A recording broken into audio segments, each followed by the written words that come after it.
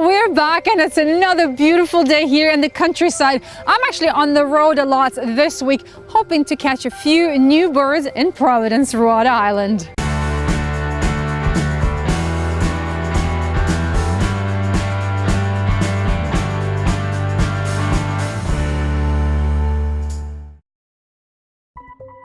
Hummingbirds show up here in mid-May, and I actually had 4 of them. I ended up putting up 4 hummingbird feeders to stop them from fighting, and then all of a sudden in June they disappeared, and I haven't seen a single one in about 3 weeks. And that's the kind of phone calls we're receiving now. Where are the hummingbirds? Well, at least here on the East Coast. Well, don't worry, they're fine, they're just busy. They will be back later. In the meantime, you can still keep one of the hummingbird feeders up, like I have here.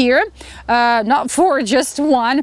I keep it in the cedar hedge so it's not exposed to direct sunlight, and I check on the quality of the nectar every 4 to 6 days depending on the weather. So today that's what I'm doing. Let me see. So this is still all clear, not cloudy, no ants, so this is still good. I'm gonna leave it up for the next few days. One more thing to remind you, please don't buy the hummingbird nectar that contains color. Just buy the clear one or make your own. It's 4 parts water, 1 part sugar, not the organic raw sugar, just the regular white refined sugar.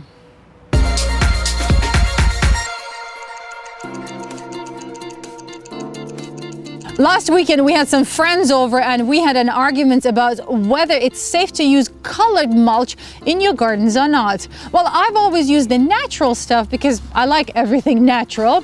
So I did some research and it turns out that most of your colored mulch is pretty safe. It's colored either with vegetable juices or charcoal, but there are still companies out there that use artificial colors to color your mulch, and these colors might leak some toxins into the environment. So my recommendation, if you can't tell by the packaging how your mulch was colored, just stay away from it and go with the natural untreated mulch like I have here. This is actually from around here.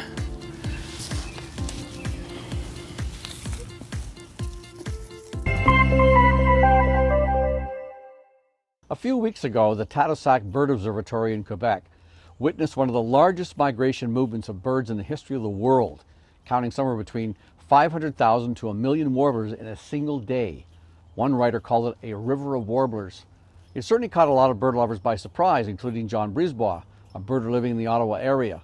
He wanted to know how this number compared to the numbers of these warblers 50 years ago, and whether perhaps these birds demonstrate some sort of cyclical patterns in their population. In other words, what does this sighting tell us about overall population changes in the last 100 years? I must admit that this huge number of warblers in one place at one time took me by surprise too. I attribute it to an alignment of conditions that basically produced a perfect moment in time for birds and bird counters alike. First, warm weather over the week leading up to the massive count may have enticed a lot of warblers to travel at the same time, and in particular created a window for the birds to cross in one shot the St. Lawrence River, in some places 65 miles wide, with favorable wind conditions to help them. While warbler populations are not especially cyclical like those of snowshoe hares and voles, their numbers do respond to increased availability of desired foods. For example, there just happened to be a corresponding outbreak of spruce budworm on the North Shore at the time of that mass migration, which would certainly cause a gathering of these small insectivorous birds. I certainly don't think that this amazing one-day count means that warbler populations have suddenly skyrocketed, although there could be a lot more warblers out there than previously believed. On the other hand, most studies published to date indicate that warbler numbers in general have significantly declined from 50 years ago, and I tend to believe them. Have you ever wondered how bird parents decide that it's time for their nestlings to leave the nest? You see, for the parents, the faster their babies leave the nest, the less chance they have to be attacked by, let's say, another bird, a rodent, or a snake.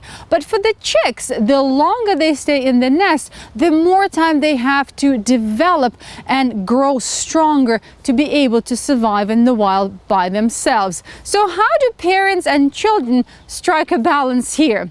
It all starts by parents trying to lure the chicks out of the nest. They leave the food outside, but it doesn't always work at this stage, and because the chicks whine so much that parents just give in and feed them in the nest.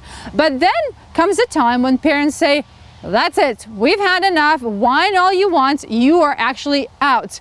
And that's when chicks leave the nest, and it actually turns out to be the best time for them to do that. Their wings are strong enough and they can actually survive in the wild by themselves, and that gives their parents a chance to look after the rest of the brood.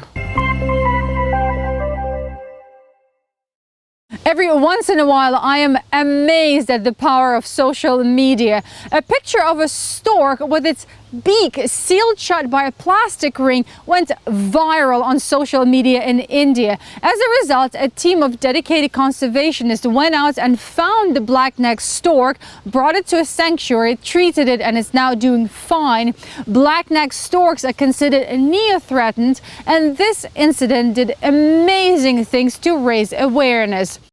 India is one of the countries that is moving towards banning single-use plastic in the country, with an immediate ban on plastics in Delhi and a commitment to have the country plastic-free by 2022.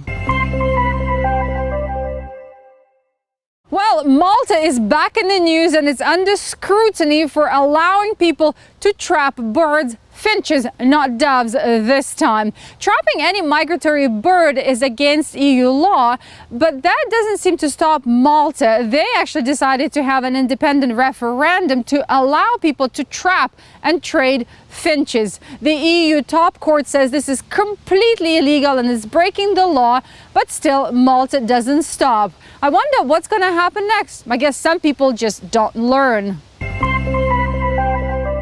Well, this is all we have for you this week. Please don't forget about our photo contest. There are some funky photos of birds with worms and bugs.